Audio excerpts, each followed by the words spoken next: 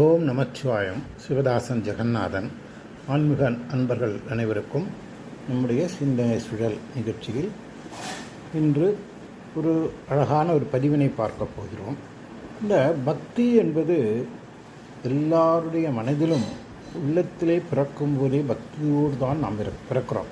அது வேணால் நம்ம பிறக்கும்போது குழந்தையாக இருக்கும்போது அறியாத வயதில் நம்ம வெளிப்படுத்துவதற்கோ அதை உணர்வதற்கோ நமக்கு பக்குவம் இல்லாமல் இருக்கலாம். ஆனால் பக்தி என்பது பிறக்கும்போதே இருக்கிறது. உதாரணத்துக்கு என்னங்கன்னா, பிரகலாதனை எடுத்துக்கின்னா சின்ன குழந்தையாக இருந்தபொழுதே அவர் மகாவிஷ்ணு மேல் அளவில்லாத பக்தி கொண்டிருந்தார்.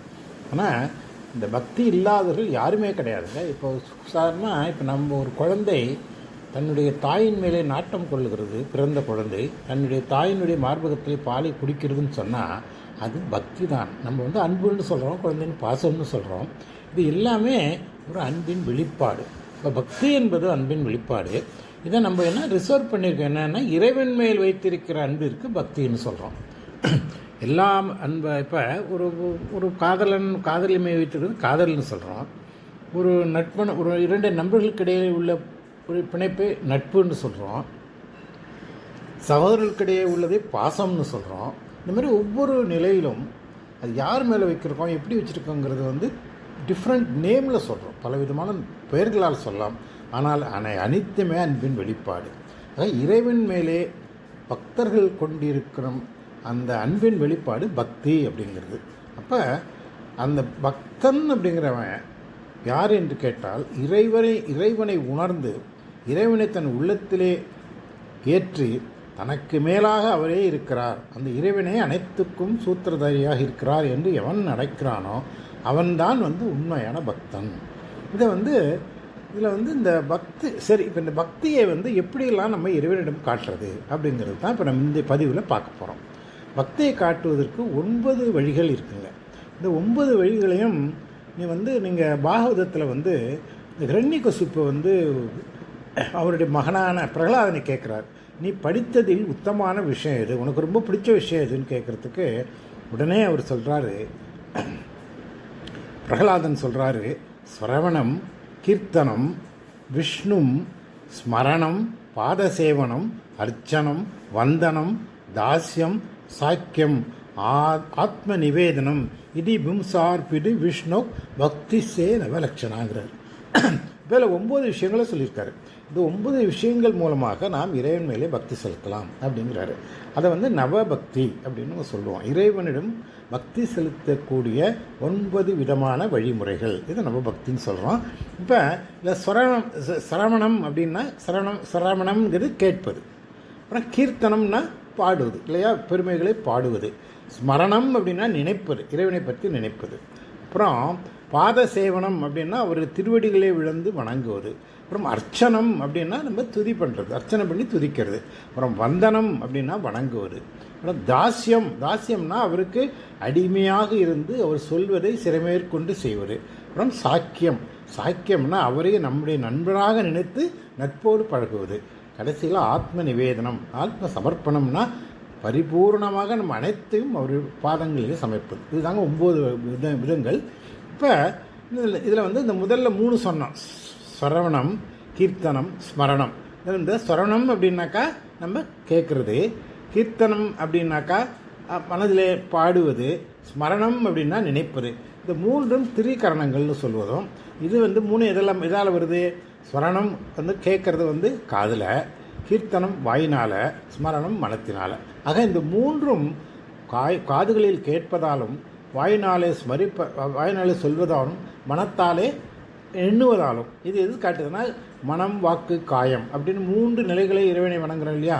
மனதால் வணங்குகிறோம், வாயால் அவர் பெருமைகளை பாடுகிறோம், காது என்ற உறுப்பினால் உடலாலும் அவரை வணங்குகிறோம். அப்புறம் இந்த 3ம் மனதால், மனம், வாக்கு, காயம், அது 3ஆல் வணங்குகின்ற நிலையை குறிக்கிறது. அதுக்கடுத்தது பாதசேவனம், அர்ச்சனம், வந்தனம். இந்த 3ம் இறைவனிடம் நமது தொடர்பை அதை வலுப்படுத்துகிறது. அதுக்கடுத்தது தாஸ்யம், சக்கியம், ஆத்ம நிவேதனம். அந்த 3ம் நம் உள்ளிருக்கும் பக்தி உணர்வை மேம்படுத்துகிறது. இப்போ இதுதாங்க 9 முறை. இப்போ நம்ம கொஞ்சம் விவரமாக பார்க்கலாம். சிரவணம் அப்படின்னா எல்லா வழிகளிலும் எல்லா நேரத்திலும் போற்றப்படுது ஸ்வரவணம்.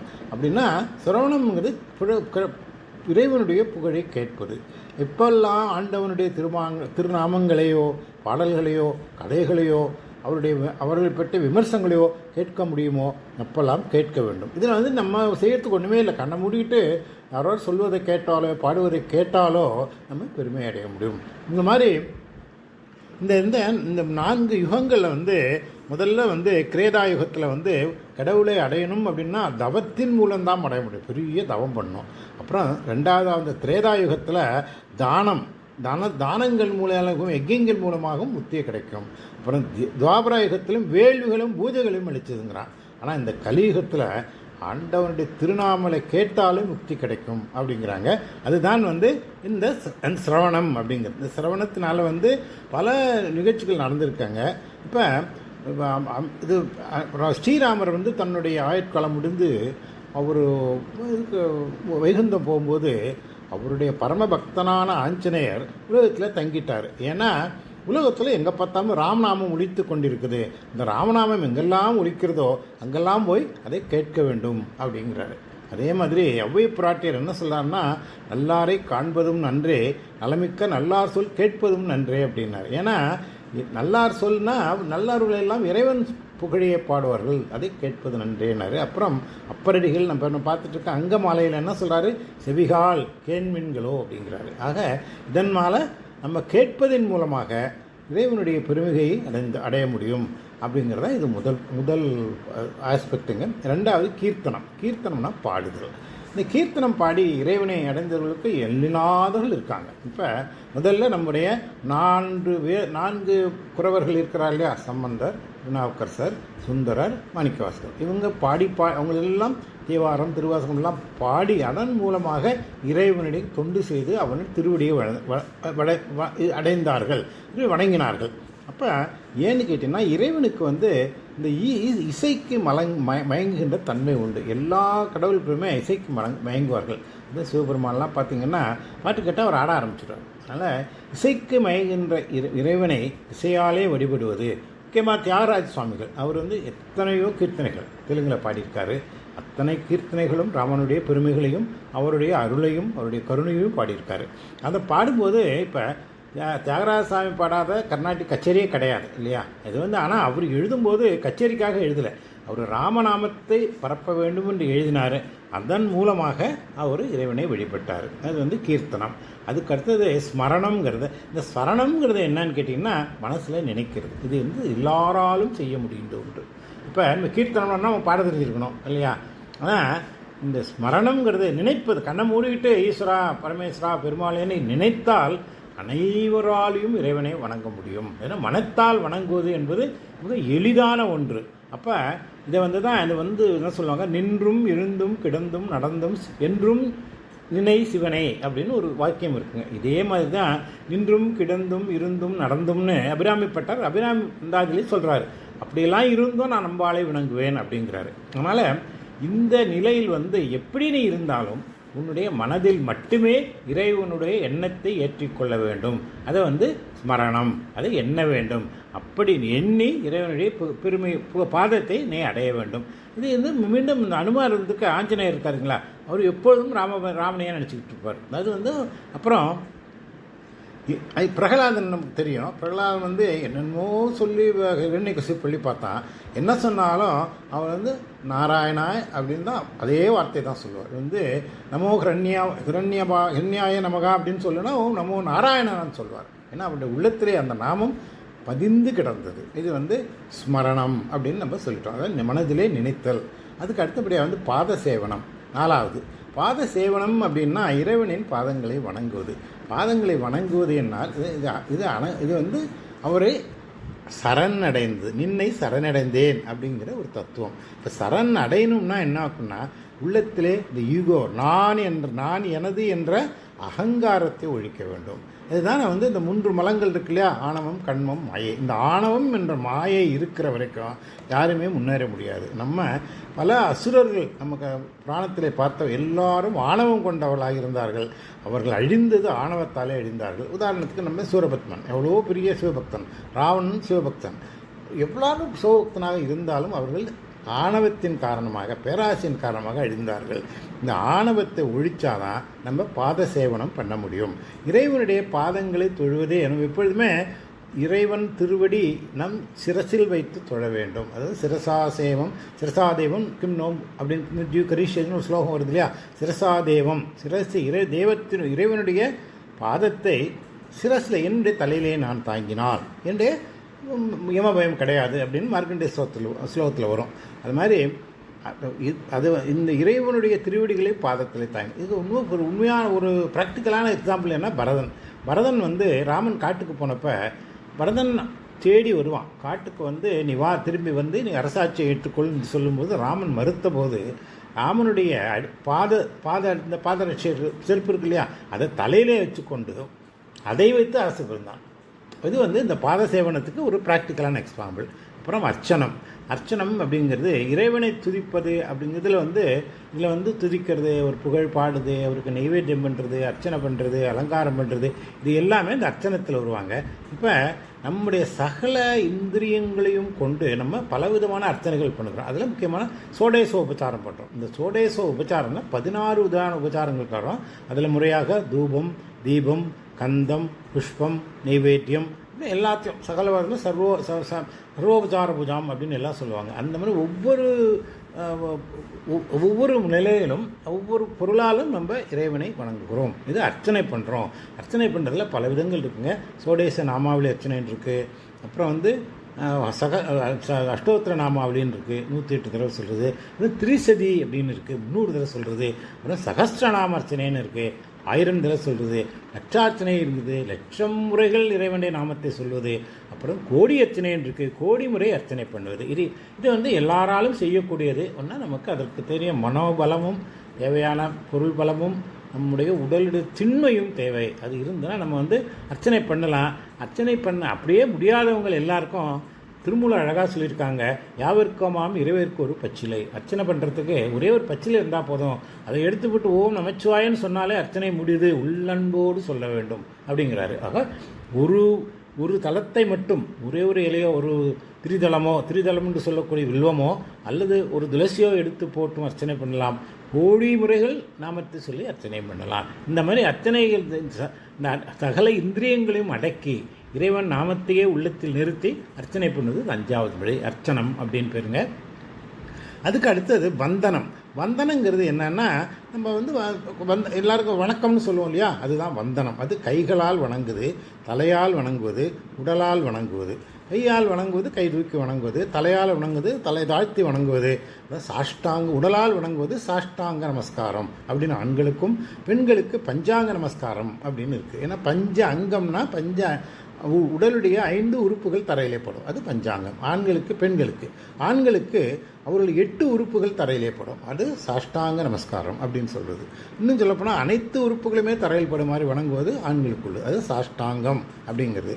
இப்போ இந்த வணங்குவதில் கை கூப்புன்னு பார்த்தீங்கன்னா, நீங்கள் நிறைய கடவுளை பார்த்தீங்கன்னா ஹனுமானை அவர் எங்கே பார்த்தாலும் கை கூப்பிட்டே இருப்பார் இல்லையா. அவர் வந்தனம் பண்ணாமலே ஹனுமானை நீங்கள் பார்க்க முடியாது. எந்த கோயிலில் போனாலும் ஹனுமன் கை கூப்பி உருவமாக இருக்கார். அதே மாதிரி எந்த காலத்திலும் அவர் அனுமனை தொழுத வண்ணமாக இருக்கிறாரு. அதனால் உள்ளத்தாலும் செய்கையாலும் அனைத்தினாலும் இறைவனை தொழுவதுண்டு. இந்த வந்தனம் நம்ம இறைவனுக்கு மட்டும் இல்லை, நம்ம பெற்றோர்களுக்கும், நம்முடைய முதியவர்களுக்கும், நம்முடைய மூர்த்தவர்களுக்கும், நம்முடைய மேலானவர்களுக்கும் நம்ம வந்தனம் வரும். இந்த வந்தனம் என்பது அனைவராலும் செய்யக்கூடிய ஒரு உன்னதமான ஒரு நிலைப்பாடு. அதுக்கப்புறம் தாஸ்யம் அப்படின்னா என்னன்னு கேட்டிங்கன்னா, அனுகூல ஆசரணை. அதாவது இறைவனுக்கு அடிபணிந்து அவருக்கு தொண்டு செய்வதுதான் தாசியம். தாசியம்னா தொண்டு, தாசன்னா தொண்டன், தாசியம்னா தொண்டு, அடிமை, அடியார்க்கும் அடியேன்னு சொல்லுவாங்களே, அந்த நிலையிலே இறைவனுக்கு அடியாக இருந்து, இறைவனுடைய அடியாருக்கும் அடியாக இருந்து, அந்த அடியாருக்கெல்லாம் அடியவனாக இருப்பதே இறைவனுக்கு செய்த தொண்டாகும். அதனாலயா பக்தராய் பணிவோர் எல்லோருக்கும் அடியேன், பரமனையே பாடுவோர் அடியார்க்கும் அடியேன், சித்தத்தை சிவம்பாலை வைத்தார்க்கும் அடியேன், திருவாரூர் பிறந்தவர் எல்லோருக்கும் அடியேன், முப்போதும் திருமேனி தீண்டுவார்க்கடியேன், முழுநீர் பூசிய முனிவர்க்கும் அடியேன், அப்பாலும் அடி சார்ந்த அடியார்க்கும் அடியேன், ஆரூரில் அம்மானுக்காலைன்னு சுந்தரமூர்த்தினார் சொல்லுவார் இல்லையா. அந்த மாதிரி அடிமையாக இருந்து இறைவனுக்கு தொண்டு செய்து அதுக்கு நம்ம திருநாவுக்கரசு சுவாமிகள் அப்பர் உழவார பணி போகிற இடத்துக்கெல்லாம் கையில் வந்து ஒரு களைக்கொட்டை மாதிரி ஒரு தோசைக்கல் மாதிரி ஒன்று கையில் வச்சுருப்பார். எங்கெங்கெல்லாம் புல் இருக்குதோ எங்கெங்கெல்லாம் முள் இருக்குதோ கோயில் அனைத்து கோயில்களையும் அவர் சுத்தம் பண்ணார். 81 வயசு வரைக்கும் அந்த உழவார பணியை தொடர்ந்து செஞ்சார். அது வந்து தாஸ்யம். இப்போ அதே மாதிரி ஆஞ்சநேயர் வந்து அந்த நிலையிலும் அவர் அடிமையாக ராமபிரானுடைய அடிமையாக சீதாவின் அடிமையாக இருந்து அவர்களுக்குள்ள ஒரு தாச பாவனையை தன்னுடைய தாச பாவனையை வந்து அந்த பல நிலைகளில் வெளிப்படுத்தியிருக்கிறாரு. அதுக்கு ஒரு பெரிய கதையை சொல்லலாம். அனுமாரை பற்றி ஆஞ்சநேயரும் தாசியத்தும் இந்த தாச மார்க்கத்துக்கு ஒரு உதாரணமாக ஆவார். அடுத்தது என்ன அப்படின்னு கேட்டிங்கன்னா அப்புறம் சாக்கியம். சாக்கியம் அப்படின்னா என்னென்னா சாக்கியம்னா நட்புங்க. நட்பு ஃப்ரெண்ட்ஷிப்னா பகவான் வந்து நேருக்கு நேராக அவரை நண்பனாக நினைப்பது, அவரோட உரையாடுவது, அவரோட ஒருவராக இருந்திருப்பது. இந்த பாக்கியத்தை எல்லாருக்கும் கிடைக்கும்னா எல்லாருக்கும் கிடைக்குங்க. ஏன்னா அது கிடைத்த ஒருவர் நம்ம கூட வாழ்ந்தார். யார்? சுந்தரமூர்த்தி நாயனார். சுந்தரமூர்த்தி நாயனார் இறைவனுடைய நண்பராக இருந்தார், நேருக்கு நேர் பேசினார், இறைவனுடைய அருளை பெற்றார். தனக்காக இறைவனை பல சிலைகளை செய், எனக்கு வேண்டியெல்லாம் செய்யணும்னு சொன்னார். உதாரணத்துக்கு அவருடைய ஒரு பெண் காதலிக்கு நீ தூது போகணும்னு சொன்னார். இதெல்லாம் நம்ம வரலாற்றில் நமக்கெல்லாம் தெரியும். இறைவனும் மகிழ்ச்சியோடு அதை செய்யார். அதனால் ஏன்னா நம்ம இறைவனை நண்பனாக நினைத்து பழகும்போது இறைவனும் நம்மை நன்மையாக நினைத்து நாடி வருவார் அப்படிங்கிறது சுந்தரமூர்த்தி நாயனார் வந்து ஒரு உன்னதமான ஒரு உதாரணம். அப்போ இறைவனை நண்பனாக நினைத்து நீங்கள் கூட்டா நண்பனாக வருவார். இப்போ நீங்கள் எல்லோரும் கேட்கலாம், எல்லாருக்கும் தோன்றலாம், கூட்டம்லாம் வருவார்னு சொல்லுங்க, எப்போ வருவார்னு சொல்லி. கூட்டப்பு எப்பொழுதும் வருவாருங்க. ஆனால் அவர் வந்ததை உணர்றதுக்கும் நமக்கு மனப்பக்குவம் வேணும். அவர் பக்கத்தில் நிற்பார், ஆனால் நமக்கு தெரியாது. இப்போ குருடனுக்கு பக்கத்தில் யாருக்கு தெரியுமோ? அவன் ஒன்றுமே இல்லை, எல்லாம் இருட்டாக இருக்குன்னு தான் நினச்சிட்ருப்போம். அதே மாதிரி நாம் இறைவனை அழைக்கும் போது சிவபெருமானையோ முருகனையோ அம்பாளையோ மகாவிஷ்ணுவையோ நீங்கள் அழைத்து வருவார்கள். வந்து கூப்பிட்ட குரலுக்கு குரலாவது வரும் குமரேசன் முருகப்பிரவன் சொல்லுவாங்க. முருகான்னு கூப்பிட்டா உடனே வருவார். ஏன்னா 5 முகம் தோன்றின் 6 முகம் தோன்றும் அப்படின்னு சொல்லியிருக்காங்க. உனக்கு ஒரு குஷ்டம் வந்தால் உடனே வந்துடுவார். எங்கே வந்திருக்காரு காணிமேன்னு சொன்னால் அவர் வந்திருக்காரு. அதை பார்க்கக்கூடிய பக்குவம் நமக்கு இல்லைன்னு அர்த்தம். அதனால் இறைவனை நன்றாக நினைத்தால் அவர் பக்கத்திலே வருவார். அந்த பக்குவம் நமக்கு இருந்தால் அவரையும் காண முடியும் அப்படிங்கிறாருங்க. அப்புறம் கடைசியாக உள்ளதுங்க ஆத்ம சமர்ப்பணம், ஆத்ம நிவேதனம். அப்படின்னா தன்னுடைய ஆத்மாவை அவருக்கு சமர்ப்பணம் பண்ணுறது. இது டோட்டல் சரண்டர்னு சொல்கிறது, சரணாகதி. இந்த இறைவனுடைய பக்தியினுடைய உச்சக்கட்டமே சரணாகதம் தாங்க, டோட்டல் சரண்டர். ஏன்னா பக்திக்கு வித்தானது 2 விஷயம். ஒன்று வந்து அன்கண்டிஷனல் பிலீஃப், அதாவது எந்த நிபந்தனையும் மற்ற நம்பிக்கை, எது இருந்தாலும் இறைவன் எனக்கு இருக்கிறார். அடுத்தது டோட்டல் சரண்டர், அனைத்தையும் ஒரு பாதத்தில் போடுறது. உன்னுடைய கஷ்டத்தை மட்டும் போடுவோம், நஷ்டத்தை போடுவோம், அதெல்லாம் போடுவோம், இன்பத்தை போட மாட்டோம். அப்படி கிடையாதுங்க, அனைத்தையும் போடுவோம். இன்பம் துன்பம், உன்னுடைய மகிழ்ச்சி, உன்னுடைய வீழ்ச்சி, உன்னுடைய எழுச்சி, அனைத்தையும் ஒரு பாதத்திலே போடணும். இதுக்கு தான் ஆத்ம நிவேதனம்னு பேர். இந்த ஆத்ம சமர்ப்பணம் இந்த வெளியில் தாங்க எனக்கு அபிராமி பெற்ற பார்த்தீங்கன்னா ஒரு பாடல்கள் 100 பாடல்களில் அந்தாதி அபிராமி அந்தாதியில் பல விஷயங்களே டிஃப்ரெண்ட்டாக சொல்லியிருப்பார். அதில் வந்து ஒரு கோர்வையான ஒரு இருக்கா அப்படின்னு நம்ம வந்து தேடி தான் பார்க்கணும். இப்போ எல்லாத்துக்குமே ஒரு கவிதை ஒரு பாடல் இருக்குன்னா இல்லை கோர்வை. கம்பராமாயணம் எடுத்திங்கன்னா ஒரு ஈஸியாக கதை அப்படியே போயிட்டே இருக்கும். ஆனால் அபிராமி அந்தாதியில் பார்த்தீங்கன்னா ஒவ்வொரு பாடலும் ஒவ்வொன்றா இருக்கும், டிஃப்ரெண்ட்டாக இருக்கும். என்ன இருக்குன்னா அந்தாதி இலக்கணம் மட்டும் கடைப்பட்டிருக்கும்.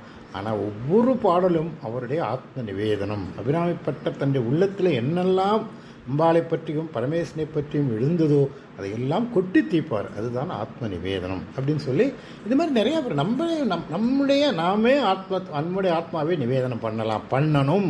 இப்படி பண்ணினால் இறைவனுடைய அருளை நாம் குறைவில்லாது பெறுவோம் அப்படிங்கிறத இந்த 9 முறைகள்ங்க. இந்த 9 மறுபடியும் நான் ஒரு திருப்பி ஒன்று சொல்கிறேன். அதுக்கு வந்து ஒரு ஸ்லோகமே இருக்குது. நம்ம ஒரு ஸ்லோகம் சொன்னோம் இல்லையா, வந்து அந்த ஸ்லோகமே வந்து அது வந்து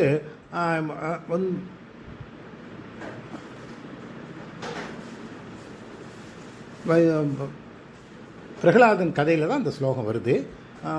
பிரகலாதன் வந்து ஹிரண்யகசிபுவின் சொன்னது ஸ்வரணம் கீர்த்தனம் விஷ்ணும் ஸ்மரணம் பாதசேவனம் அர்ச்சனம் வந்தனம் தாஸ்யம் சாக்கியம் ஆத்ம நிவேதனம். இந்த 9 விதமான பக்தி முறைகளையும் நாம் கொண்டு இறைவனை வணங்கி எந்த தெய்வம் இருந்தாலும் வணங்கி அருளை பெற்று விவோம் என்று சொல்லி இந்த பதிவை நிறைவு செய்கிறேன். மீண்டும் இன்னொரு பதிவில் மீண்டும் சந்திப்போம். நன்றி, வணக்கம். சிவதாசன், ஜெகநாதன். ஓம் நமச்சிவாயம்.